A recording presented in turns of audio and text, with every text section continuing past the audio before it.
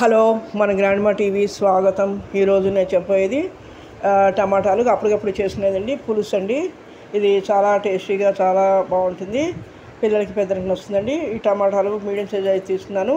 వాటిని కడిగి శుభ్రంగా కడిగి 2 సార్లు చిన్నపిల్లలు వస్తారు. అలాగే 2 పచ్చిమిరపకాయలు, కొద్దిగా కొత్తిమీర తీసుకోండి. అవి కూడా కడిగి రెడీగా ఉంచుకోవాలి తరిగి. అలాగే ఒక గిన్నెలోకి ఒక 2 స్పూన్లు నూనె తీసుకుని దాంట్లోనే మినపప్పు, ఆవాలు, మెంతులు, ఒక ఎండుమిర్చి తీసుకుని కట్ చేసుకుని వేసుకోవాలి. అందులో ఈ పచ్చిమిరపకాయ వేసి వేగిన తర్వాత దాంట్లో కొద్దిగా ఇంగు వేసి మనం తరిగి రెడీగా టమాటా ముక్కలు వేసేసి దాంట్లోనే పసుపు, మీ టేస్ట్కి సరిపడా ఉప్పు వేసి అడికి పైకి కలిపేసి కొద్దిగా నీళ్ళు పోసి మగ్గిన వాళ్ళు మూత కూడా అవసరం లేదు. ఎందుకంటే టమాటా కాబట్టి తొందరగా 5 నిమిషాలు మగ్గిపోతాయండి. బాగా మగ్గుతుంది. దానికి సరిపడా నీళ్ళు పోసుకుంటే సరిపోతుంది. కావాలని మళ్ళీ కలుపుకోవచ్చు. ఆ తర్వాత చింతపండు కూడా చాలా కొద్దిగా వేసుకోండి. ఒక కుంకుడుకాయ సైజ్ అంత చాలండి, అంతకంటే అక్కర్లేదు.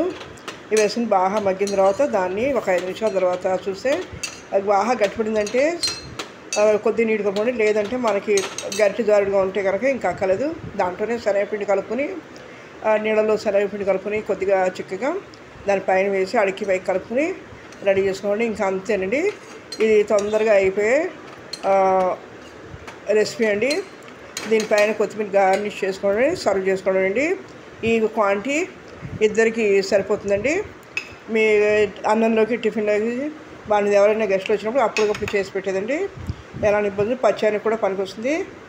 ఇది లైక్ చేయండి, షేర్ చేయండి, సబ్స్క్రైబ్ చేయండి. మీకు నచ్చితే మరిన్ని వీడియోలకు అవకాశం అండి. Okay, thank you.